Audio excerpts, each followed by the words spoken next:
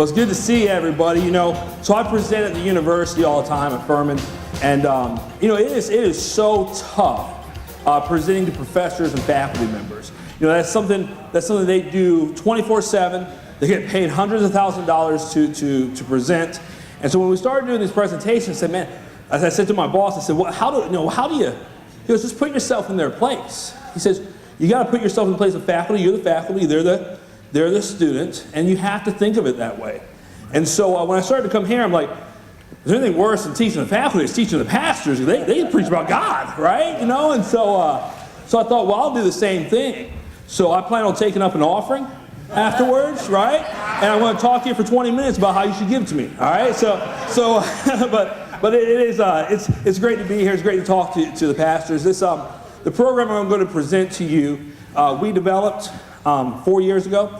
It's been picked up by the National Association of Campus Safety Administrators. And let me tell you how we developed it, because I think it's important to know the history of this.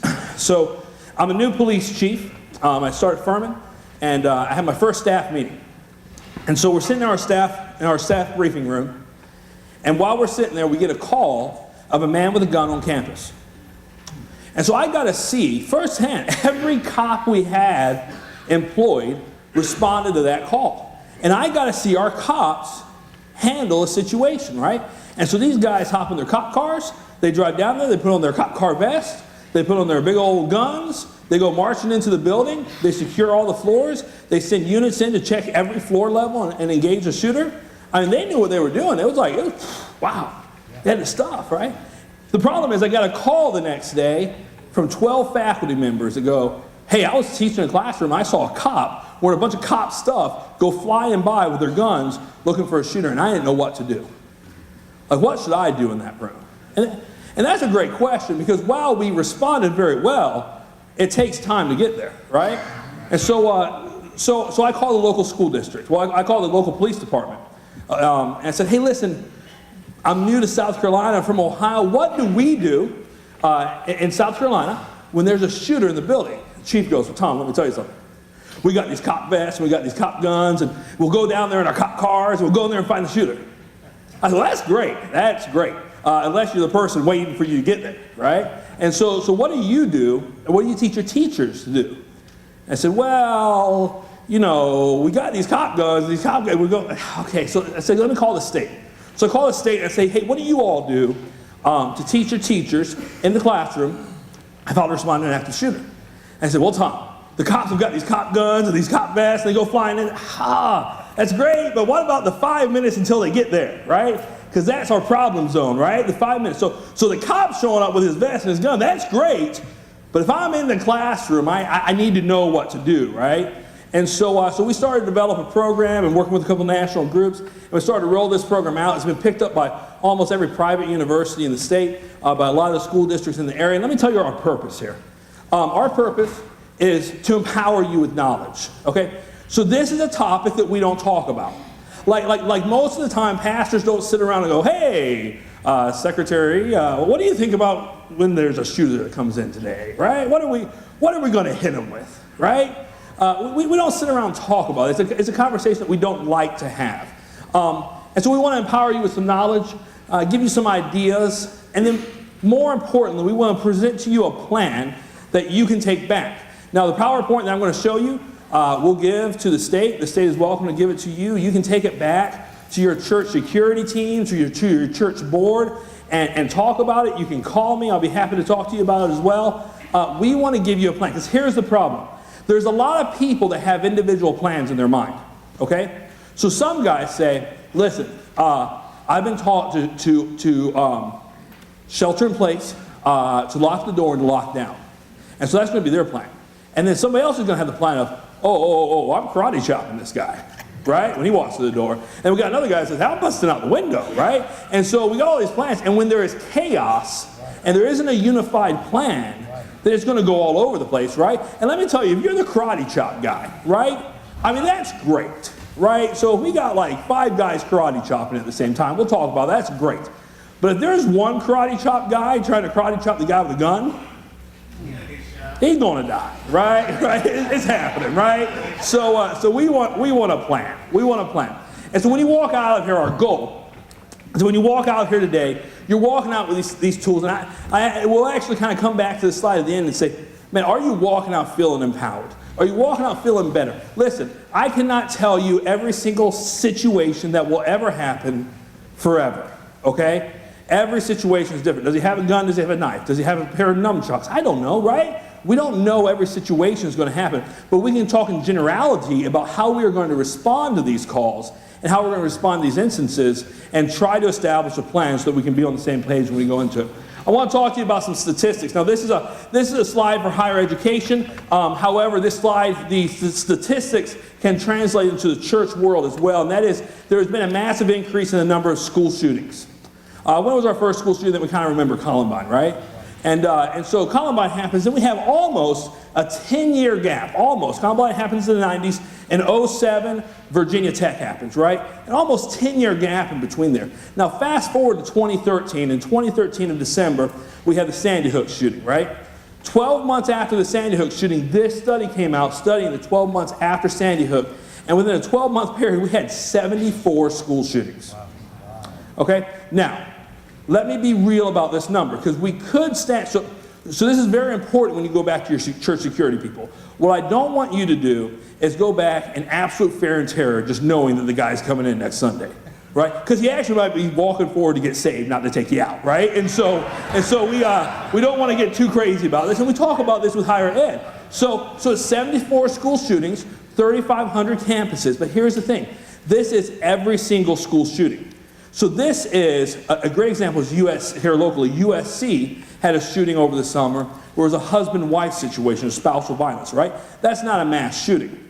So if you take this statistic and you apply the formula of 4 casualties per shooting, the shooting actually has 4 casualties, we drop that number from 74 down to 7. Now that's still a lot of school shootings, right? Because it's a 1-year period, right? Because we went 10 years without any, and then in 1 year, we're up to 7, right? And so that's still a high number, but we have to put in perspective what we're really looking at, right?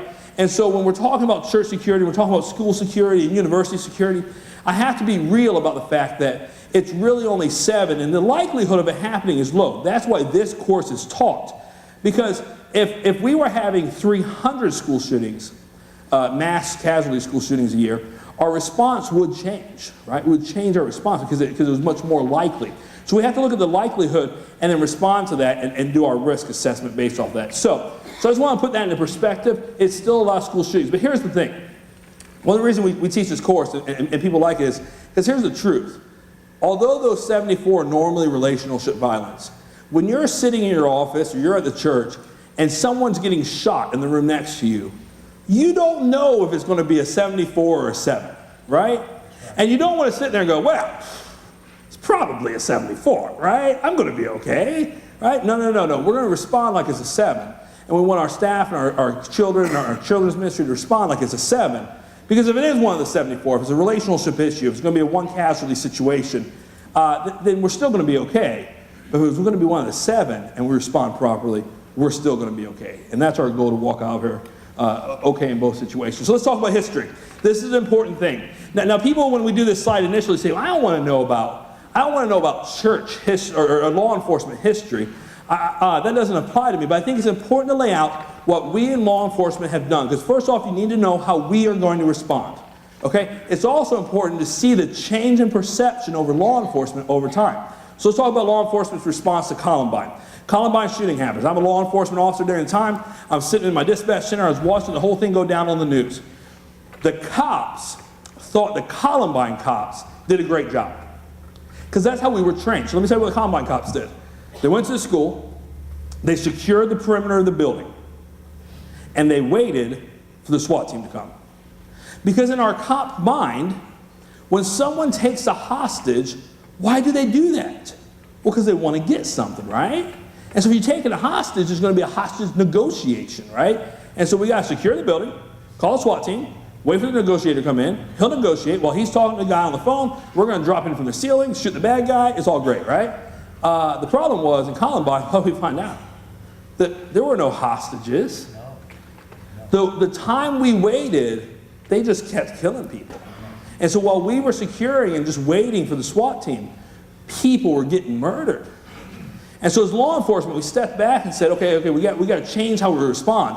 And so we taught ourselves a technique called a quad entry, right? And so we trained for 10 years in the quad entry. So what the quad entry was one guy walked down the hallway forward, one guy walked backwards, covered the back end of us, one guy walked on the side, and one guy walked on the other side, and those guys checked the rooms, came back out, checked the rooms, came back out, and it worked really well. We practiced for 10 years, everybody used it. The problem is, then we had Virginia Tech happen. And what we learned about a institution of higher education, and this is very true about a church as well, is that while high schools are very long, you think about a high school, it's usually flat, has long hallways, you got your lockers going down it, and so a 4-man entry team is perfect. But when your building is condensed, and in higher education often up, now we are tying up multiple resources to clear out an area. And it took us 8 minutes to engage the shooter at Virginia Tech because we were in a building that was condensed and up, and we were trying to do it, we were trying to clear it with 4 guys. So here's what we trained ourselves to do. We went back, we reassessed ourselves, and we said, we are going to have the first officer shows up on scene, the first officer go in and engage the shooter. And let me tell you why we do that. Because 80% of the time that a shooter is engaged by a law enforcement officer, they commit suicide. 80% of the time. The other 20% of the time, half of it, they will turn and run and flee the scene completely. They will completely flee the scene. They have an escape plan. The last portion of that, they'll engage the law enforcement officer. And here's what we know about that. They have never won. When they engage law enforcement, we have always won. So what that means for us is that 100% of the time, they stop killing innocent people. 100% of the time, when a shooter engages a law enforcement officer, they stop killing innocent people. So we train our police officers, the first officer in. We do not wait. We don't wait for backup. We don't do any of that stuff. We go in and we engage the shooter as fast as possible. Let me tell you why this is important to you. Because you see, I'm talking about our change in law enforcement, but I want to ask you what change in society we had after each one of these incidents. Well, after Columbine, we established a thing called lockdown. Who's heard of lockdown? Lockdown, yeah, right? So we heard lockdown, and then Virginia Tech happened, and I'll be honest with you, I'll just answer the question for you. We really didn't publish any change, we just really reinforced lockdown. And then Northern Illinois University happened, where a gentleman walks into an auditorium and starts shooting people. It was a year after Virginia Tech happened. And we really didn't change how society changed. And so today when you walk out of here, I'm going to ask that you change how you respond to a shooting situation in your church. Because I'm going to propose to you that lockdown doesn't work. And I'm going to tell you why it doesn't work. But I want to ask that you change that opinion. Now the problem is, Columbine happened 15, 16 years ago, right? And so for these 15 years, for almost 2 decades, we've ingrained in ourselves, in our mind, lockdown, lockdown, lockdown, lockdown, lockdown. And so we have to change that perception. And so people say, you can't do that in an hour, right? How do you change 15 years in an hour? And I say, I know we can do it in an hour because society changed with one incident, and that was on 9/11. So on 9/11, on 9/10, if you got on an airplane and someone hijacked that airplane, what was the purpose? Well, on 9/10, we thought that they were going to land that plane somewhere, and there was going to be a negotiation, and they were going to try to get something, right? Why did we think that? Well, first, we thought that because we actually saw that happen in real life. So we've actually seen that happen. But secondly, every movie where there's a plane hijacking, that's what happens. Because if the movie goes, they hijack the plane and then everybody dies, it's like 2 minutes, right? That doesn't work out, right? And so in our mind, we just thought that was going to happen. Well, 9/11, we found out that's not true, right? That's not true. They were just going to kill us. And so as a society, nobody taught us. We didn't all go through this America class where they said, oh, if they hijack the plane, you can take them out, right? We just said, oh, no, you're not going to hijack our plane. There's 200 of us and 3 of you. Oh, we're going to win that fight, right? And so as Americans, we just said, hey, we're just changing our opinion. We're just going to fight, man. And let me tell you, I know this to be true because I flew out on 9/17. On 9/17, I flew out one of the first flights that we opened back up. And when you got on that plane, you knew people, right? You didn't get up to go to the bathroom, right? Because somebody's taking you out. You just stay seated, right?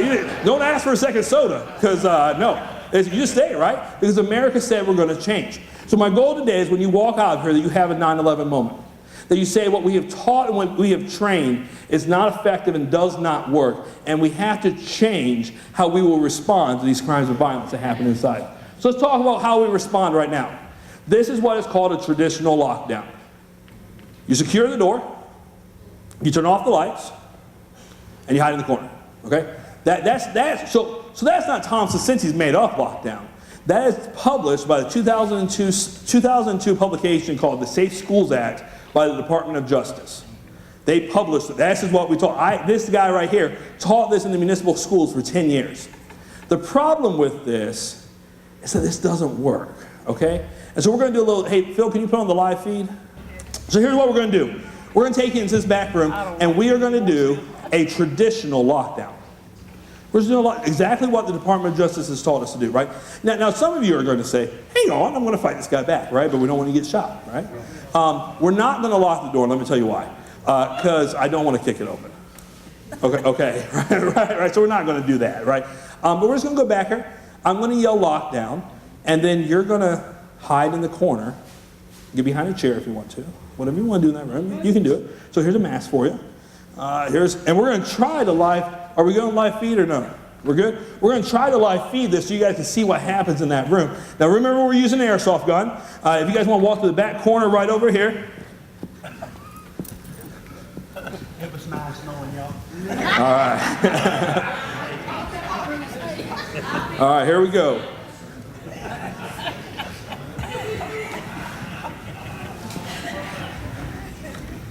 We'll just step right in here. If you guys just want to hang out for a second, when I come in and yell lockdown, lockdown, that means it's lockdown time, all right? But you guys can just have a conversation for a minute. Now, do not attack. Yeah, put on your mask. Do not attack the guy walking in. You're locked down. You're kindergartners, all right? Just lock down. Don't attack them, all right? Lockdown, lockdown, lockdown. All right, so what's going to happen? One of the hardest pieces to a traditional lockdown that we hear is actually the waiting period. So these shootings last about 5 minutes. Can you imagine being inside of a room where you wait for 5 or 6 or 7 minutes while people are being shot? And your response is to simply lock down. And so we'll have the shooter come forward and treat this like a traditional lockdown.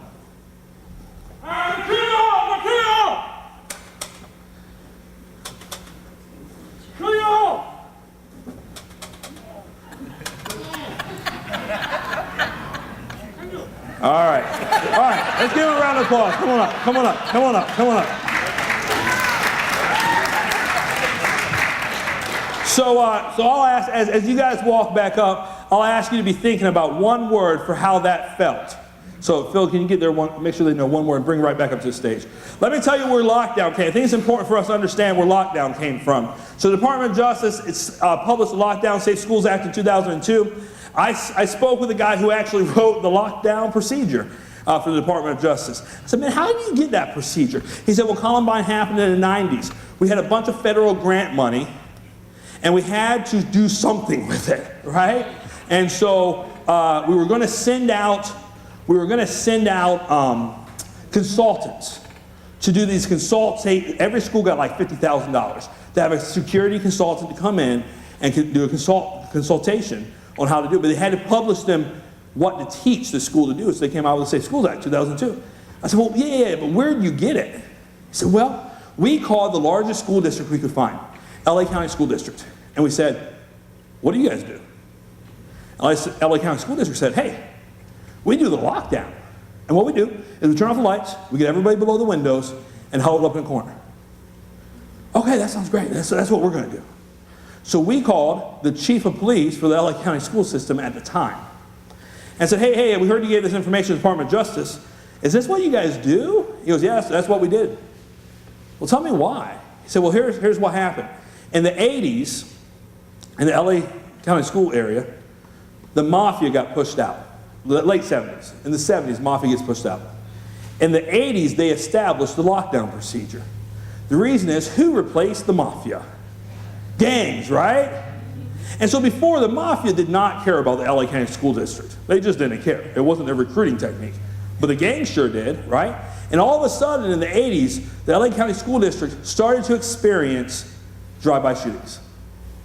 And so what they did was they established what they called a moat. They put a perimeter fence on the outside along by where the roadway was. They had an officer standing on the other side of the perimeter fence. When they saw a gang vehicle coming down the street, getting ready to do his drive-by, they would call it a lockdown, and all the students would get below the windows, turn off the lights so you couldn't see silhouettes, and huddle in a corner together.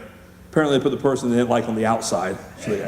So lockdown was intended for drive-bys.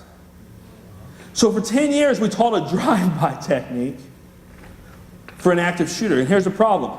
As a law enforcement officer, or as all law enforcement officers, we called lockdown, we walked down the hallway, we rattled the door, we looked through the window, but we never kicked open the door. Because if we had kicked open the door, we would have seen what we saw in here. So for the people in there, give me one word of how that felt. Give me a word how that felt to be in there. Scary. Scary? Frightening. Frightening? You didn't know what was happening. Here's the words we hear all the time. Helpless, horrible, sitting duck, right? We hear these words from people because that's what's happening. Listen, I'm good friends with the police chief of Virginia Tech. Him and I present quite often, but who I'm even more closer friends with is the police chief from Sandy Hook, Michael Kehoe. We've presented about 10 times together. Michael taught lockdown to the Sandy Hook kids. He taught them lockdown, and they did lockdown. And Michael says, man, I never kicked open the door. So what happens when they kick open the door? Our best case study in this, and this is a very important slide. Our best case study is Virginia Tech. And let me tell you why. Because the victims of Virginia Tech, first we had a high casualty count, but we also had a high survivor rate, okay? And the victims were adult people, so they could articulate to us what actually happened inside that building. So it's a very, very good case study for us to study. Here is a Virginia Tech layout. That's a hallway in the middle. Now someone was shot in the hallway when the shooter walked in. Sometimes there's nothing I can tell you. You're just gonna get shot, okay? And there's nothing, it just happened. I mean, I can't, if you're walking down the street and some guy walks up to you and shoots you, there's nothing you can do about that, right? It's the person walking the hallway, there's nothing you can do. But when that shooting happened, what it did was it alerted all those classrooms that something bad's happening, right? And so the shooter walks in that first room where there are 19 people present. He shoots all but one. He actually entered that room a total of 3 times to do that. He shoots all but one. 12 people died. He goes across the hall, 14 people present, shoots all but 2.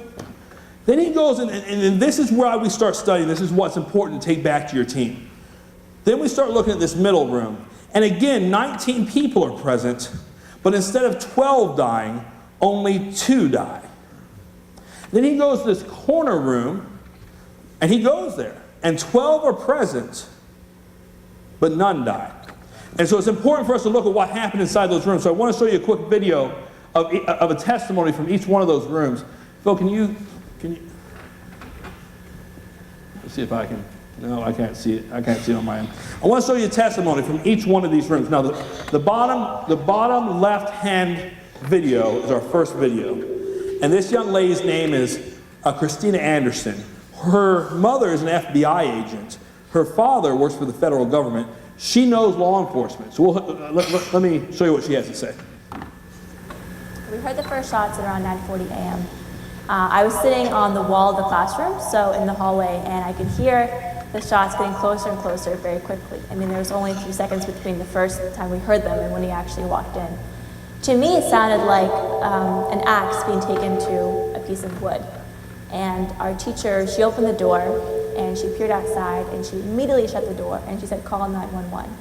And right then, he walked in just seconds after.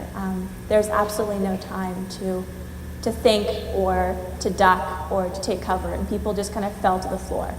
And he immediately walked in shooting, and he went to the other side of the classroom, and he started going down the rows.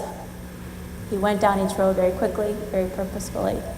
And I remember thinking, your turn is coming, you're going to get shot. I mean, I didn't realize there was an active shooter, but I knew something bad was happening.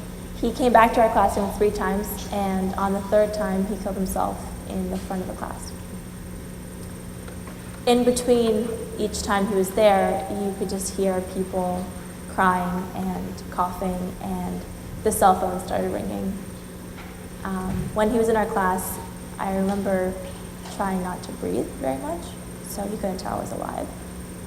Because as my stomach was hitting the chair, I was thinking, you know, he can see me breathing, he can see me alive, and that was very scary.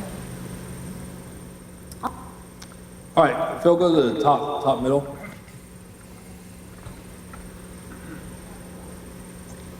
Some names, though, have been made public. One of those killed was Israeli lecturer Livia Lebrescu. Our students say that while they leapt from the windows, he stayed behind to lock the door. He was holding the door shut so his kids, the students in his class, could jump out the window, which they did to safety.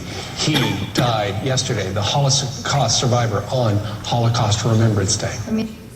And bottom right-hand corner, Phil.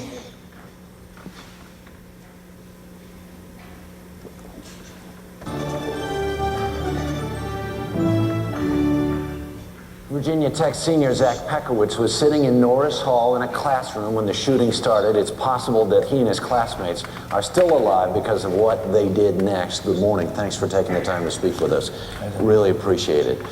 You guys had no idea that this guy was out and about. No, I mean, after the initial gunshots, you know, we just thought it was some construction at first, and then once I heard the girl scream, it all set in. You were in a classroom. What happened next? Basically, we heard the first few gunshots, didn't quite register what it was. Then we initially heard a girl scream, and two of the girls in my class looked out the hall and saw a guy coming out in the hall room, into the hallway with a gun pointed down to the ground.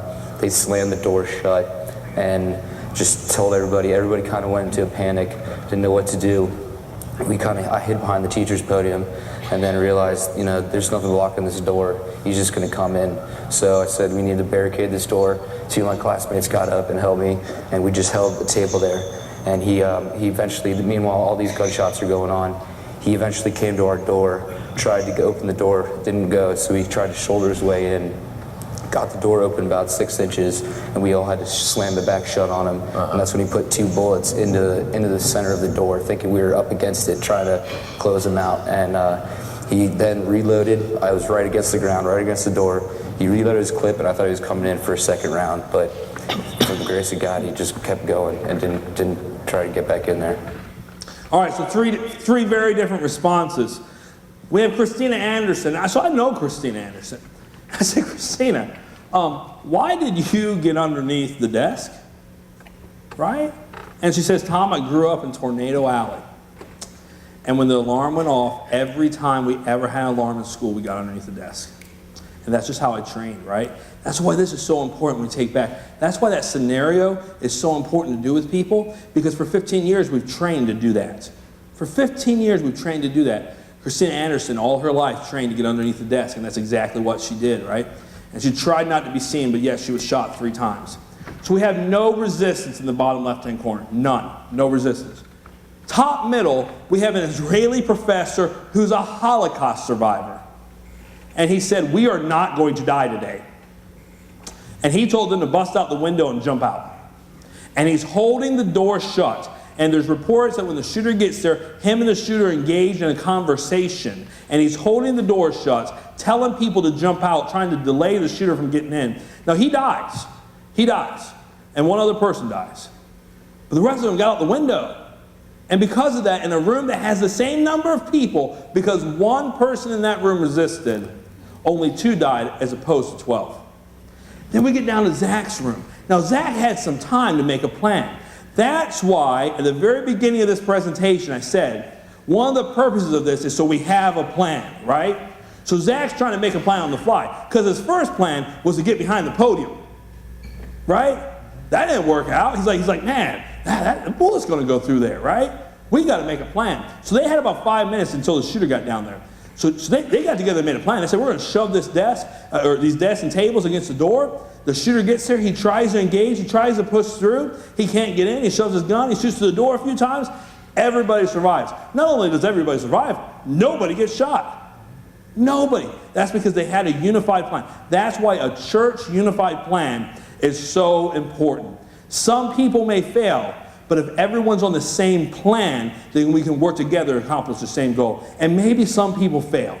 Maybe some people forget the plan. Man, if we can have one remember it, and we can reduce a death from a 12 count to a 2 count, I'll take that any day of the week. Any day of the week, right? So, let's talk about what the plan is. The plan is an acronym called S.A.F.E. Now here's the deal. You don't have to remember the word SAFE. You have to remember the concept. This is a 9/11 concept moment, right? We didn't walk onto the airplanes after 9/11 with like a step-by-step guide to how to take out the terrorist, right? Like we just knew we had to do it. SAFE is a concept. The first piece to understanding the concept of SAFE, and it's very difficult for Furman children because they are so super smart but have very little common sense sometimes, is you can misspell SAFE. If the E in SAFE, which is escape, can come first, you should get out, right? If we can escape, that's the best piece of SAFE, right? I mean, we don't have to say, well, there's a shooter and there's a door, but I should probably secure, evacuate, or secure and fight first. No, we want to get out, right? And so we hit that hard, let me tell you why. Because so often we don't remember to evacuate. So this is Columbine High School. The majority of murders happened in the bottom left-hand corner where it says library. I'm not going to play it for you for the sake of time, but there's a 3-minute or a 5-minute phone call that occurs inside the library that's recorded on 911 where the teacher is speaking to the librarian for 5 minutes. She describes the shooters. Along the hallway on your right is glass windows that connect to the library. She can see them. She describes them. She talks about the gunpowder that's filling the room. And that throughout that 5 minutes, she screams at the children to stay underneath the desk, to stay in place, and to hide. The green area is outside. Within 100 feet of this teacher was escape. She could see it. She could see escape, right? But she sheltered in place. She hid. She hunkered down. And because of that, every black place in that library is a death, is a student death. Because they didn't move. They stayed where they were. This is an excellent time to speak about sanctuary shooting. Because we get this question a lot, especially from our religious institutions. So when I teach at Bob Jones University or North Greenville University, they have chapel every day. They say at chapel we have 1,000, 2,000 students in an auditorium. What do we do? We'll talk about the reason at the end why I don't recommend to have an armed person shoot the guy inside the chapel. We'll talk about that at the end. But for the person who isn't the security person, for the person who's a congregation member, what do? The answer to that question is you run. You don't hide under a pew. You don't do anything. You run. And let me tell you why. You say, but wait a minute, Tom, we only have 1 or 2 exits. We're all going to pigeonhole into one area. And he's going to be shooting us in a group. But here's the thing. A shooter-shot ratio in a normal active shooting situation is 80%. 80% of the time they pull their trigger, they hit their target. When they engage, a police officer shot ratio in a shooting is 25%. When we pull our trigger, we only hit the target 25% of the time. Why is it a difference? Well, because we're not shooting huddled people in groups, right? And we're shooting somebody. So now take when the police officer engages that shooter. When a police officer engages a shooter whose shot ratio is at 80%, his shot ratio goes from 80% to under 10%. When there is resistance, we take an 80% shot ratio and drop it to under 10%. Why? Because that's not what they're prepared for. That's not what they're trying to do. They're used to shooting at a single stationary target. Let me tell you how we know this. We saw Cho, the shooter from Virginia Tech. Before he went to Virginia Tech and shot them, he rented out space at a shooting range, laid the targets on the ground, and walked down shooting the targets in the head. They have mentally prepared for what they're getting ready to do. And when they encounter resistance, they're not prepared for that. So why do we say run? For a couple of reasons. One, we want you to get out. The second is, we know the shot ratio goes from 80% to 10%. And on top of that, here's some great news for you. Just because you get shot doesn't mean you're going to die. Right? And so if we're moving and his shot ratio goes down to 10%, that's not a death ratio. That's he hits his target 10% of the time. He's got to hit you a couple times to really take you out, right? But if you're huddled underneath a pew and he shoots you in the head, you're probably going to die. Okay? So we say our response for a big auditorium setting is to move and get out as fast as you can, man. So, let's talk about secure. Secure starts with lockdown. Now you say, Tom, you just told us how terrible the federal government was for teaching us lockdown. Why would you use the word lockdown? Because here's the deal. There is some huge value to the concept of locking a door. You see, when I teach this at universities, they come and say, hey, what is the greatest technology that we have right now that we can use to secure our classroom doors? Like, there is this wedge that you can kick under the door and it explodes and it locks the door down, or there's a bar that you can see. All kinds of great pieces of technology. What can we buy? I say, I've got some good news for you. Your school has invested millions of dollars into the best piece of technology. It's called a door lock. Okay, right? So here's the thing. If you teach with your door locked and the bad guy comes and he has to kick through your door to get to you, in law enforcement, when the bad guy comes and he starts kicking open the door, we call that a clue that something bad's going to happen, right? You're not surprised by it. Someone's kicking open my door. I'm probably going to be hurt, right? And so we teach the first line of defense is to simply lock your door. Lock it, right? And teach with a locked door. So when they start kicking down that door, you have some buffer. You're not surprised. Because if you don't teach with a locked door, the situation goes open, shoot. But with a locked door, now we're kicking, we're preparing, right? So teach with a locked door. Here's the problem with that, though. Not all doors lock, right? That's the truth. Not all doors lock, right? And another issue is, man, sometimes we don't know how to lock the doors, right? Sometimes those doors lock from the outside, and they lock with a key. And so the real question is, do I really, when there's a guy shooting people in the hallway, do I think I can pull out my key ring of 85 keys and find the one for that door, put it on, reach my hand outside, put it in the hole, and turn it in the proper direction to lock the door, right? We're not going to be able to do that, right? So what do we say? So if our door doesn't lock and we don't have an easy, quick way to do, and we're not teaching with a locked door, we teach pure barricade. Barricade is fat, bypass the lock. Forget about lock. If you don't have a push button lock where you can just hit it and go, bypass the lock and barricade. But we also teach, even if the door is locked, you barricade. Because he can bypass that lock. You know, so we've done a lot of things, a lot of great things for child safety because of predators and things like that. But as we do these great things for child safety because of predators, we reduce our security safety because we're putting these great big windows on every door. One bullet through the window, I reach in and unlock the door, right? Right? So we barricade because we cannot just trust the lock. Now you say, Tom, hang on, that barricade doesn't look all that great. Right? If that guy gets that door open, he can reach over and shoot. And that's true. Okay, so that's true. But that's better than him walking up to me and shooting me in the head while I'm huddled in the corner, right? So that's one barricade. Here's another barricade that we did that we like. This is great, right? So these guys, they took these tables and they really used it to block their view, to really give them a good barricade. Here's the deal. If you're the bad guy, and you had to kick open the door, and then you get the door kicked open, and you see that, do you really think that the people inside are just huddled up in a ball waiting to die? No, you know you're going to encounter resistance. So what are you going to do? We're going to talk about that here in a second. Another great barricade that we see a lot of times in churches, especially gymnasium, is these double doors, right? And these double doors that have the crash bars. And a lot of times you can't lock those without a turn down key or an Allen wrench, right? So the best technique that we teach for this, we actually have seen this very recently in some videos, is to take a chair like the one you're sitting on, and on either side, put that chair, those chair legs on either side. That serves as a natural lock, right?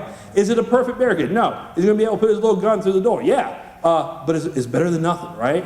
And so you do your chair thing initially, and then you start building up your barricade around it. Another great technique, and I'll slide back to 2, is if you see in the top corner of this door, we have a closing arm. Okay, that's a hydraulic closing arm, and those arm pieces connect.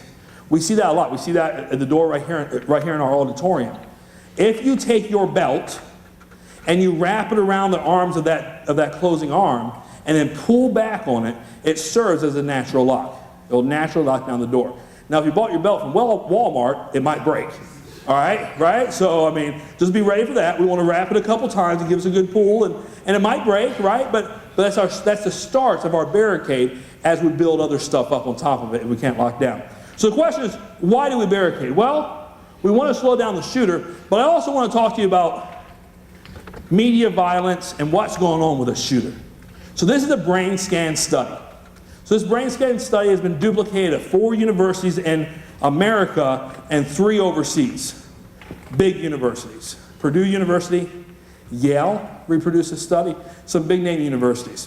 What you see on your left is a normal functioning teenage brain. The highlighted area of that brain is reasoning and logic, okay? After exposure to high levels of media violence, not just video games, media violence, we see a reduced level of reasoning function, reasoning and logic. And what we now see in the highlighted area, that highlighted area is animal instinct. Why? Because in media, you want a high level of animal instinct when you're in battle, right? Like we don't want our soldiers thinking, well, let me reason out jumping out of the foxhole and shooting these people. What would be the risk reward for that, right? No, we want our brain to stop reasoning when we're in violent situations and increase in animal instinct so we can just go, go, go, go, go. The problem is we're simulating that and we're increasing this animal instinct, and it takes, wait for it, 72 hours to return to normal function. So these shooters are walking in and they have this increased animal instinct response, and they hit their barricade and they don't respond well to that because they're not sitting there reasoning, logicking, and thinking, how am I going to get around this barricade? They're like, oh, I hit my barricade, I gotta go to the next one. Because their goal is this. Their goal is to kill as many people as they can. And they know they've got 8 minutes to do it. The average police response time is 5 to 8 minutes. They got 8 minutes to do it. They got to kill as many people as they can. That's why we say escape to the outside, because we've never seen a shooter chase people outside. Why? Because he wants to stay condensed, he wants to shoot as many people as he can, and he cannot think and reasonably logic because that piece of his brain has been diminished for a 72-hour period where he's acting solely on animal instinct. So let's talk about this. So the last piece of secure is we want you to lock the door, we want you to barricade, we want you to use any techniques you can to secure it, but we also need you to do the A in SAFE, which is alert. So the A in SAFE does not just mean the police, okay? So the police is a big piece of that, right? So what we know from the SEAL Training Academy in Cleveland, Ohio, is that for every 2 minutes a shooter does not engage police officers, 5 people die. That's the ratio. 2 minutes, 5 people on average. So for every 2 minutes a police officer isn't notified, 5 people die. That's why we like the barricade. Because maybe he can get through the barricade. But if we delayed him for 2 minutes trying to get through our barricade, 5 lives were saved, right? And so that's why we like the barricade. But we also want to alert. So 911, right? That's an easy one. We teach this on college campuses. We talk about all the different numbers that float around there. 911 is a number. But here's another piece to the alert. And it's very important for this group, and when you go back and teach the people in your congregation to make sure they understand that you have some leaders in that group, because there is an audible alert piece that plays in the factor within the classroom. Because people just shut down. And the problem is a gunshot doesn't always sound like a gunshot inside of a building. In fact, we often hear people report, I didn't know it was a gunshot. I thought it was construction noise, I thought it was something else, because the acoustics of a closed-in building are not the same as the acoustics out on a firing range, right? And so they don't equate that into their mind. On top of that, sometimes they just shut down, right? So Don Grady, a good friend of mine, he was the chief at Northern Illinois when they had their shooting on the Valentine Day Massacre. And so Don Grady goes running into this auditorium. There's people shot all over. He goes to the back door, and the shooter sees him and shoots himself right in front of everybody. And Don walks up, makes sure the shooter is incapacitated, and then he turns around and he says, there are 12 students sitting in their chairs looking straight ahead. And Don says, I looked at him, and I said, run! He said they stood up and they ran, right? They needed someone to say what to do. We have to have a leader inside the room. We have to have somebody audibly saying, there is someone shooting people. Here is what we have to do. Because in our brain, we don't want to say someone's in our church shooting people. Like in our brain, that doesn't equate. That's just some construction noise. That's the microphone back, whatever it is, right? We have to audibly say that's what's happening. Now here's the piece. Like some people are like, yeah, that's what we've been waiting for the whole time, right? We're in the effing fight, right? Effing safest fight. So let's talk about the effing safe. So I teach at a liberal arts university. And it's very interesting to teach this piece because I have people come to me and they say, Tom, I would never injure anyone, even if they were trying to kill me. That's just great. That's great. You're not going to teach my kid. You can teach somebody else's kid, but that's great, right? And all right. So listen. There are people who say, listen, I'm a lover, not a fighter. I'm not doing it, right? And that's okay. So here's the great thing about this program. That's okay, because we have other jobs, right? We're securing the room. We're trying to escape. We're doing other stuff, right? And so it's okay that they're not the F and fight. It's all right. They can be doing other things. But if you say, Tom, if they come to the room, and I can take them out, I'm taking them out. Then let's talk. Let's have a conversation, okay? Let's talk about the fight piece. So the first thing in fight I want you to start doing is getting all the heavy stuff that you can to throw at this person. I want you to take your cell phones. I want you to take the staplers. I want you to take the computer screens and throw it at this person. Now I put this slide up, and every one of you is thinking the exact same thing. You want me to throw a stapler at a guy with a gun? Right? Are you crazy? Right? So what are you smoking, man? No. Listen, I don't think that your stapler or the book or whatever is going to incapacitate a guy with a gun. Okay? I don't think that. Here's what I do know, though. A distractionary technique, right? You take this and you hit somebody in the face with it.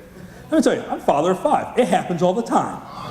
Cell phone to the face hurts, all right, right? You're waking up with Dad, put the passcode in, right? It hurts, right? And imagine 30 of these going to the face, right?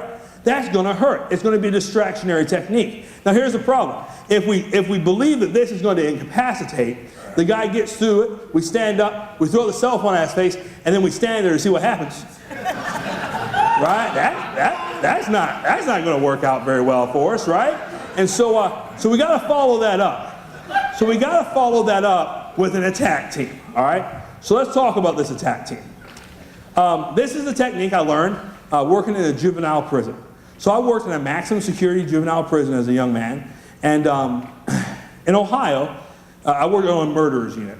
And so in Ohio, if you're convicted of murder at age 15 or below, you are considered a juvenile and you cannot be put into the adult system until you're 21, okay?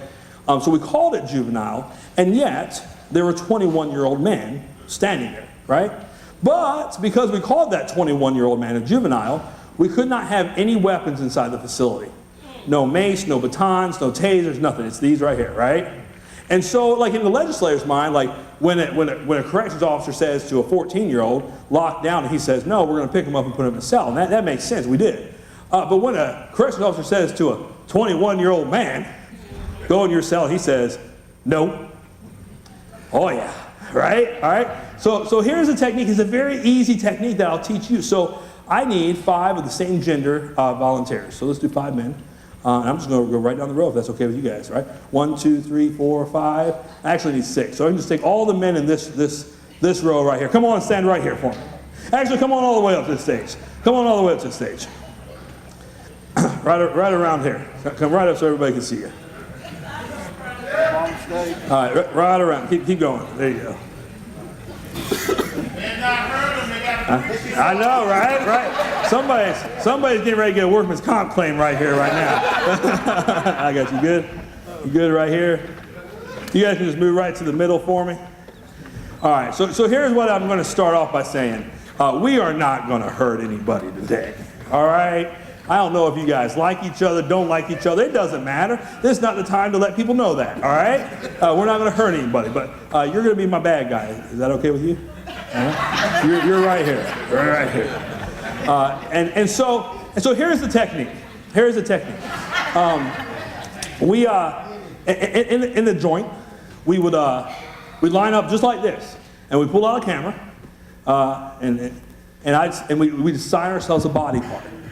I said, my name's Correctional Officer Thompson. Say, my body part is the right arm. My body part is the left arm. Right leg, left leg, I'm coming to you. All right? So, and that's what we do. So here's the key about this body part. Let me show you how we secured it. We didn't twist it, karate chop it. We just grabbed it. We took it right here, and we put everything we had right into that body part, right? Everything. Pastors, man, I tell you what, they're worse than professors. We put everything we had. Because listen, I might be a female that's 100 pounds, right? I'm pretty close to it. But even with that, I'll put all my 100 pounds right into that arm, right? I'm not worried about anything else here. I'm just worried about my body part, right? So slowly, don't take him down. Don't take him down. But slowly, right on, right? Go ahead and take his body part. Slowly demonstrate. Don't fight him. Don't fight him. Don't fight him. Don't fight. There we go. There we go. All right, now legs.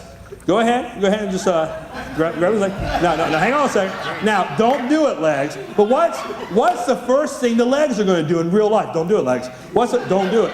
What's the first thing the legs are going to do? The legs are going to stand straight up, right? The legs are going to straight up, then don't do it. Then we're all coming down as hard as we can on this guy with as much force as we can, right? Because we want him on the ground. We don't want him standing up, right? But here's the thing. We got our fifth man. So come on up, fifth man. Fifth man has a very important job. The first thing the fifth man is going to do is he's going to secure this head. You can do it from the front or the back. He's going to secure his head because this is a weapon, right? He's going to be using his head to headbutt. He might pull some Mike Tyson action on my friends, right? He might take a bite. I don't know. This is more kneeling than this brother's done for years. Hallelujah. But let me tell you what's really going to happen with the head. And do not do this head. But let me tell you what's going to happen. Don't do this head. But here's what we have to remember. This guy just kicked open our locked door.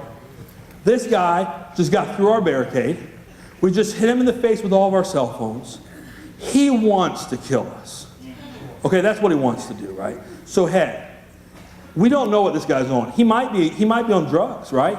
He might have superhuman strength. Maybe my attack team hasn't been doing the workouts that they should. I don't know, right? But if he starts getting away from my attack team, head, don't do it, head. Your job is to take your fingers or your thumbs and make sure he can't see us. We're not trying to kill him. We're not trying to kill him, right? We're not trying to kill him. We're just trying to make it so he can't see us, right? So let's give the attack team a round of applause. Good job, guys. Good job. That's it. You're good. Everybody safe? Everybody all right? Good job. Oh, Lord.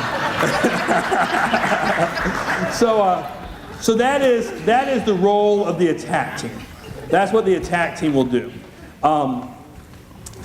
So here's our. So I probably should have told this to the attack team before they came up, but I do have some bad news for the attack team. You probably gonna get shot. Okay, all right, and that's the truth. Now here's the good news. Here's the good news for the attack team. Just because you get shot doesn't mean you're going to die. Okay, right? It's okay. First off, your Church of God prophecy. Pray over that bad boy. Hallelujah, right? Come on now. but just because you get shot doesn't mean you're going to die, right? And here's a very important thing for our attack team.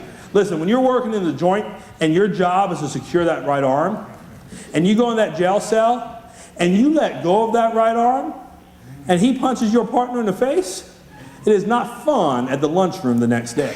Okay? It's very bad, all right?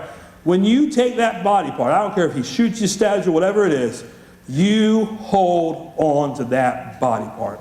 You do not let go. You secure it. Now here's a question we get from everybody. What are we going to do with the gun? What are we going to do, right? So our hope is this. Our hope is when we hit him in the face with the cell phones, and then we grabbed his body, picked him up, threw him on the ground, and shoved our finger in his eye, he's going to drop it, right?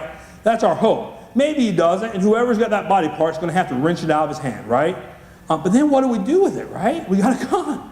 So every K-5 teacher I've ever taught, every K-5 teacher we teach this to, has said the same thing.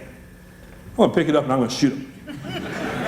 She can teach my kid any day of the week, right? I like that lady, right? So here's the problem with that. So we got some issues with that. First off, we don't know what's going on with that gun. Right? We don't know if it's jammed, if it only has one round, if it's empty. We don't know what's going on with that gun. Here's a second really big issue. When we pick up that gun and point at him, human nature would tell my attack team that we can let him go, right? That's just human nature. We're going to start letting go of this guy, right? Well, here's our problem. 100% of the time, a shooter, an active shooter situation has a second weapon, right? And so all of a sudden we start letting go of this guy, and I've got my one round in the gun that I didn't know about, or it doesn't even work. All of a sudden my attack team's getting stabbed by his secondary knife, they're getting shot by his secondary weapon, right? So we don't want to put our faith in that gun. But here's a real reason, here's a very important thing, right? So especially in the church, the cops are coming, right? And so what we know, so here's let me paint the picture for you what's happening in that building. The ammunition being shot is producing smoke, okay? And so the whole area is smoky. That smoke is causing the fire alarm to go off. So now you have smoky, you have strobe, and you have auditory exclusion from fire alarms going off. On top of that, what we've recently seen is the flashes from the gun are causing the sprinklers to take out. So now you got smoke flashing in your eyes, auditory exclusion from the fire alarm, and you're wet, right? And you're walking through a building and all these things are happening, and there are dead people everywhere, right? And people are screaming and crying out. And you turn the corner and you see a guy standing there with a gun. And now, in Law and Order, we yell, "Stop in the name of the law." But in real life, there's a guy with a gun pointing at this guy. I'm just going to shoot him. And it turns out, you just shot the pastor, right? Right? That's not a good thing. That's not a good thing at all, right? And so we want to avoid that. So here's what we say. Don't pick up the gun. Don't rely on the gun. Let me tell you what we tell you to do. We tell you, you take your garbage can and you turn it upside down and you put it on the gun. And you push it to the side of the room and you find the fattest person in the room to sit on top of the garbage can, right? But not really the fattest, because the fattest guy is going to be on top of the bad guy, right? Right? The second fattest person is going to be on top of the garbage can, right? That's what we're going to do with the gun, right? Because we're going to have this guy locked down. We're going to have him secured. We don't want him getting back up. We don't want him getting our gun. We're going to take it out of play. Here's the problem. What if he gets up? What if we don't have enough attack team members to take out his sight? What if we only have 2 or 3? What if he's getting away from us, he's getting up? There is one thing worse than turning the corner as a cop and seeing somebody stand there with a gun. And that's turning the corner and seeing somebody run at you with a gun. Right? That's worse. You definitely gonna get shot then, right? And so what are you gonna do, right? Because we don't want to leave the gun with this guy, right? So our answer is this. We firmly believe at Furman University, and at all the places I've taught this, we firmly believe that if you run at a cop with a gun, you get shot. But if you run at a cop with a garbage can over your head,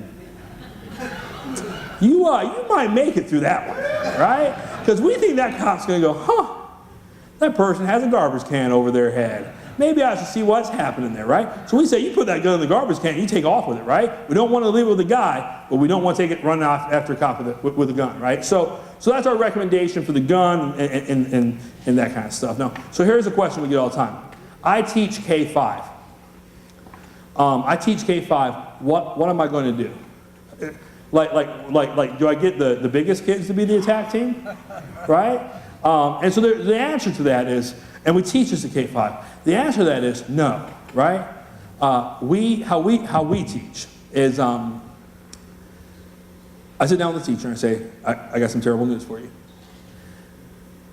If someone comes into your room to kill you and your students, he's going to kill you. And you have 1 or 2 ways of dying. You can die huddled with your children, and that would be very nice. Or you can die trying to gouge this guy's eyes out and trying to take him out and fighting, right? Because if he gets through that door, he is going to kill you. So what we teach our kids is, and what we teach our teachers, is the teacher is the attack team. And she's yelling to her students to run, and making that audible. Because listen, what do we know? 80% to 10% when the target's moving, right? So even if we can't get those kids out the door, we're going to be screaming to them, run out the door, run down the hallway, run down the hallway. We're going to be screaming that to them, right? But even if we don't even get them out the door, that moving target reduces from 80 to 10, right? And that's what we're trying to do. Now, we also do some cool techniques with kids. Listen, we don't walk into the K4s and K5s and say, hey, listen, when the guy breaches your barricade, here's what you do, right? we talk to them about fire stuff. And we say, you know, sometimes there's a fire in the hallway and you can't run out into the hallway. So if that fire's in the hallway, we're going to practice knocking out the window and climbing through the window so we can get out through the window in case there's a fire. We're drilling them, right? We're drilling them. Get escape, get out. That kind of drill. That's what we're doing. We drill our kids. Hey, if we ever have someone bad in the hallway, if we line up all of our desks from the door to the back wall, they can't get in. And we practice lining up those desks. It's a very easy technique. It's a very easy thing for the kids to do, right? And so we drill them and we prepare them for that, right? But we don't have to be scary about doing it. So with that said, let's talk about the last thing I'll tell you. We really think that the ambulance is coming to help us, right? And this is a very sobering conversation to have. That's not necessarily the case, especially with larger churches. Because let me tell you what happens. Dispatch gets a false report. In over 80% of our shootings, dispatch gets a false report of a second shooter inside the building. Only in 3% of the cases are there ever two shooters. But in almost all the cases, we get a report of a second shooter. Because what happens is just because you get shot doesn't mean you die, right? Especially if your church is in a high business area. If I get shot, I'm running out that door, right? And I'm going to collapse in the business next to me. So now 911 gets a call saying I got somebody shot at the Dollar General. And they get a call saying I got somebody shot at the church. So what's dispatch going to say? Two shooters, right? And so we have seen many times. Northern Illinois University is an excellent example of this happened. The chief saw the guy shoot himself. Saw him shoot himself. He knew there wasn't a second shooter. But EMS was told there were two. And so EMS had to station outside the building, had to station outside the campus for 25 minutes. 25 minutes, dozens of people are shot. So I want to tell you our two techniques that we tell our staff, faculty, and friends to do. The first technique, if you're shot and you're in a room, tourniquets work. Tourniquets work. Take your belt off, take some clothing, go above the wound, and tie it down as hard as you can. Tourniquets work. They help to stop that bleeding. The second one is, we're trying to blood clots, right? Tampons. You take a tampon and you shove it into that wound, it's a blood clot, right? Because here's the thing. Just because you get shot doesn't mean you're going to die. If you bleed out for 25 minutes, you will. You will die if you do that, right? So those are two first aid tips. Just know, we're going to come as fast as we can, but we have to train. It's a very difficult situation. We have to train our police officers to not stop and help people. It's very hard to do. But here, why don't we stop? Because for every 2 minutes, 5 people die. We got to find that guy. We got to find him and engage him, right? And so we can't stop and help you. Now, what a lot of agencies are doing, and what we do, is we carry a tourniquet kit. We carry 50 tourniquets on our duty gear when we throw on our tactical gear, and we throw out tourniquets as we're running, right? And so here's a medical kit, but we got to engage, right? And so some places do that, some places don't. Just know that you might have to take care of yourself inside that room.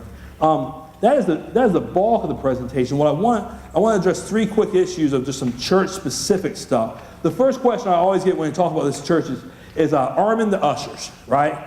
Now, some churches are like, yes, arm! And some are like, oh, I don't want that guy carrying a gun, right? And so we all know that guy, right? We all know him, right? So the question is, do we arm the ushers? That is a very personal question that your church has to decide. South Carolina law allows you to let concealed weapons permit holders inside your sanctuary, but you have to give permission to that.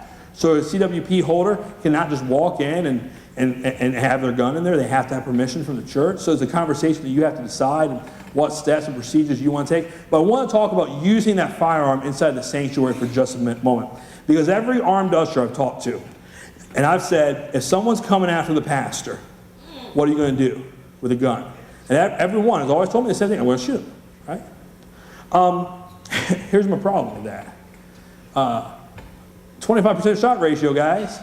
That's for a cop, right? And the choir's behind the pastor, right? And so we got a 1 in 4 chance of taking out Miss Mildred, right? And that's not good, right? So I actually say to all of my CWP holders and all church security, if you're in, there's never a time in your life ever when inside of the sanctuary you should pull your firearm. And let me tell you how I know that. Who remembers when Ronald Reagan got shot? right? Remember seeing that scene by the car? He was by the car, right? And he's outside, and the most elite force, and I'm telling you, I know a ton of Secret Service agents. They are the most trained elite force in personal protection you'll ever meet, right?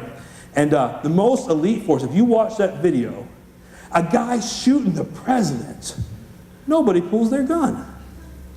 And so when you ask the Secret Service, why didn't you pull your gun? You know what they said? Because I don't want to shoot the president, right? They don't want to shoot the president. And if I pull my gun, I might shoot the president, right? And so what did they do with this guy? When this guy shoots the president, what you saw is they pile drive that guy, right? And they just plow him. They plow him, they take him down, and that's what they do. So when I talk about sanctuary security, here's what I say. Listen, man, somebody's coming after the pastor, somebody coming with whatever, you got 4 or 5 guys in your church, and you say, listen, you're our football team, man. You come from all directions and plow them as hard as you can, right? Because if you're shooting inside that sanctuary, anywhere you point that gun, you're pointing at somebody other than the guy who's got the gun, right? Now, when we're out in the hallway or we're dealing with, like in the children's ministry, an active shooter situation, there's all kinds of conversations we can have about that. But inside the sanctuary, which is normally where we find the issues, I really do not ever teach that there is ever a time when you should pull out your gun. You just got to pile drive them, right? We get a question about how about what happens if, and this is a huge question, I actually saw this happen in church. What happens if Bob stands up during service and starts cussing out the pastor? Right? That's a great question. I actually saw this happen, right? I said, Dad, sit down. No, I didn't say that. so I saw this happen. And so what I saw the ushers do is they walk up, they pick him up, and they walk him out. Okay? Is it illegal to disrupt a service in South Carolina, a church service? It is. There's actually a law that says you can't do that, right? What do they call touching someone against their will in an aggressive manner? Assault. That would be called assault, right? And so what gives me, the usher, the authority to assault Bob who's cussing out my pastor? It's unincorporated, okay, right? Right? I got INC, right? I got INC license. Well, a lot of people will say to me, and you're going to hear this from your church security staff, a lot of them are going to say, whoa, I can do this because he's committing a criminal act and I'm conducting a citizen's arrest. That sounds really cool. I saw Barney Fife do it. Or happened to Barney Fife, right? I saw it. Gomer Pyle, citizen arrest Barney Fife, right? But here's the problem in South Carolina. Can you citizens arrest somebody for a misdemeanor offense? The answer is you can't. It has to be a felony offense, right? And so all of a sudden we're trying to enact the citizen's arrest thing, and it gets real shady because it's not a felony. Now here is the interesting thing. If you actually have a church that has a SLED certified security team, a SLED certified security officer carries the same authority as a deputy sheriff. Okay? And so they could actually do that, right? But you have to have the SLED certified security protocols and all that. I'm not here to teach you that. So there is some SLED certified security things that you can look into if you have that issue and you're concerned about that. But I just want to caution you. Yes, it is illegal, and yes, they will be arrested for doing that in your sanctuary. But if you have your guys laying hands on somebody, right, and they haven't committed a felony, your guys are committing an assault. And you need to be real careful about that. The last thing we'll talk about, and actually we talked about it for just a moment, we talked about how to drill. And I kind of laid out, we're trying not to drill fat, drill scary, drill terrible, but drilling is important. Drilling is important because of what we saw in here. Our kids are going to do that in there. That's what our kids are going to do, right? And if we don't drill our teachers and our kids and get everybody on the same page, of how we're going to handle this, we're going to have problems. So with that said, I'm done. I'll get you out here a little bit early.